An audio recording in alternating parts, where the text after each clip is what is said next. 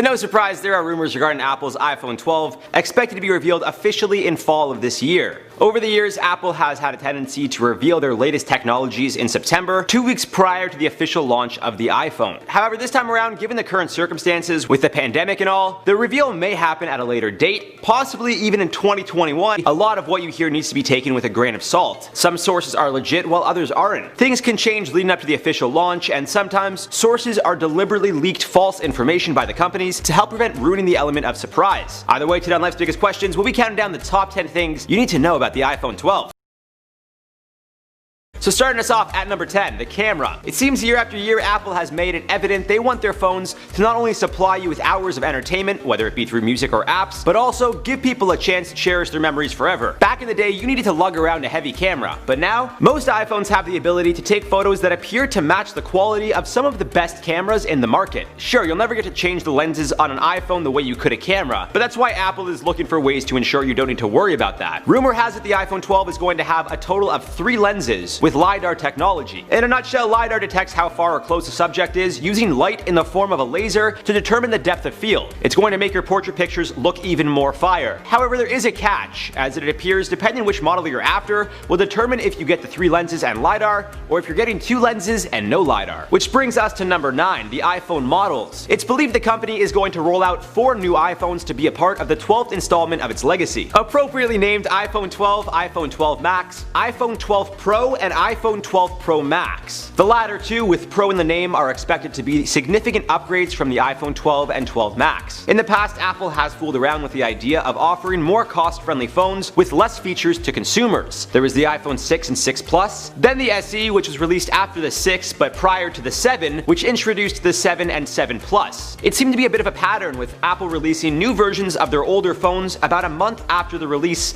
of their newest technology, which usually came in 2s. Then in 2019 they dropped 3 phones in the iPhone 11, 11 Pro, and 11 Pro Max, making the first time in the phone's history that 3 options of the same phone were released simultaneously. It seems the 11 gave Apple results they liked, which has led them to being rumored to drop 4 versions of the same phone simultaneously. But as you can imagine, the most expensive phone of the group, the 12 Pro Max, which may be double the cost of the iPhone 12, is significantly superior when it comes to technology. At number 8, the display. To no surprise, depending which phone you snag, will determine the type of screen you have. For the sake of this video, moving forward, I'll refer to the iPhone 12 and 12 Max as simply just 12, and the Pro versions as Pro. According to sources, the 12s will be equipped with Super Retina OLED screens provided by the manufacturing company BOE. The Pros, on the other hand, will have Super Retina XDR OLED screens manufactured by Samsung. Interestingly enough, BOE has been having issues meeting Apple standards when it comes to the phones, even though they supply Apple with the screens for some of their iPads and MacBooks. This may result in a delay of the phone's release, but truth be told, the pandemic may be the driving factor behind that. And don't worry, we'll talk more about price, release dates, and plenty more throughout the list, but for now let's focus on our next point. Number 7, specs. As previously mentioned, there's going to be 4 models of the same phone, but as we know,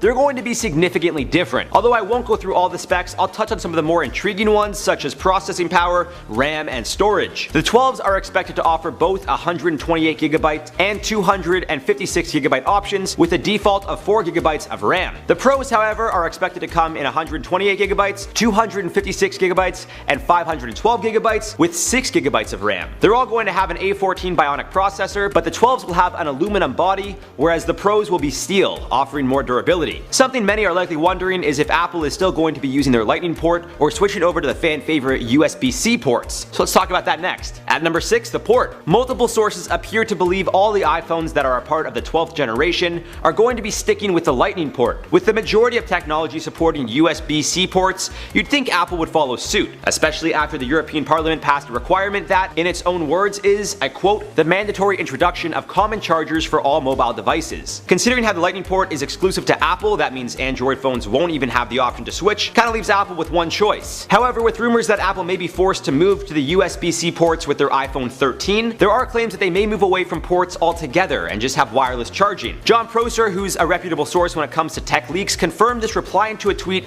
claiming Apple may go portless in coming years. His response read, "Yep, one portless iPhone coming next year, never USB-C. Eventually, they'll all be portless. Although I can't say 100% for sure that this is the case, it seems more than likely the 12 will certainly come with a lightning port, regardless of which model you're after. Halfway at 5G. So what's the deal? Will all the phones support 5G? Just the pros? Well, this is a fuzzy one. It seems common belief is that all the phones will support 5G, but with that being said, they may not run the same type of 5G. The 12s will support only sub 6 GHz 5G, whereas the pros will offer both sub 6 and millimeter wave 5G. Now, if you don't really understand what that means, fear not, because I didn't either. But after some research, I can confidently tell you it simply means the pros are going to be able to download at insanely high speeds. We're talking up to 2 gigabytes per second. That's not to say the 12s can't support 5G, as they definitely can, but it appears the sub 6 when compared to the millimeter wave technology, while it's night and day when talking download speeds. Moving on to number 4, accessories. You don't usually think about what comes in the box when you get your phone, as it typically comes with some stickers, the charging cable, earphones, and obviously the phone itself. As we know, when Apple first introduced the Lightning port, they included a dongle, as it's referred to,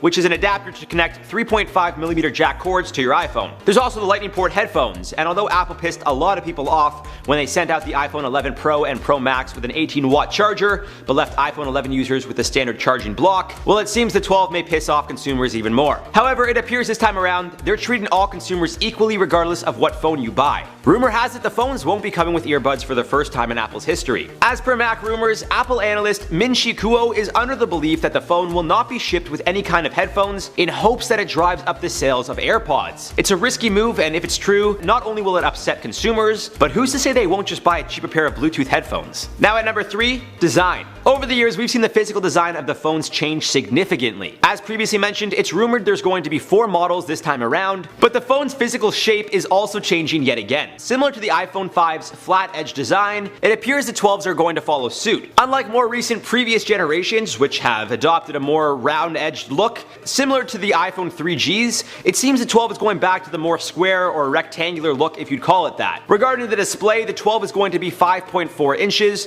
while the 12 Max and 12 Pro will both have a 6.1 inch display, and the top tier iPhone 12 Pro Max is going to have a 6.7 inch display. The notches at the top of the phones, where the camera, top speakers, Face ID technology, and who knows what else lives, are also expected to be smaller, giving even more room for the display itself. Now at 2, price. As excited as you may be after hearing how great the phone is going to be, you're likely going to be quite upset when you hear how much it's expected to cost. However, as I mentioned earlier, the cheapest phone is about half the price of their highest tier 12 Pro Max. As of now, it's believed the price points will be as follows. iPhone 12 128GB will be $649 USD, whereas the 256GB will be $749 USD. The 12 Max will be offered at $749 for 128GB, $849 for 256GB. Moving over to the Pros, as you can imagine, the price goes up, as do the options. The 12 Pro will offer 128GB, 258GB, and 512GB, with price points of $999, $1,099, and $1,299 respectively. Last but not least, the iPhone 12 Pro Max is expected to come in at $1,099, $1,199, or $1,399 depending on how much storage you're looking for, with the cheapest option offering 128GB, the middle at 256, and the most expensive at 512. And looking at the options, considering how the 512GB iPhone 12 Pro Max is actually more than double the 128GB iPhone 12, well, let's just say I'd expect it to be twice as good. Then again, it also has more than 3 times the storage, so that also has something to do with it.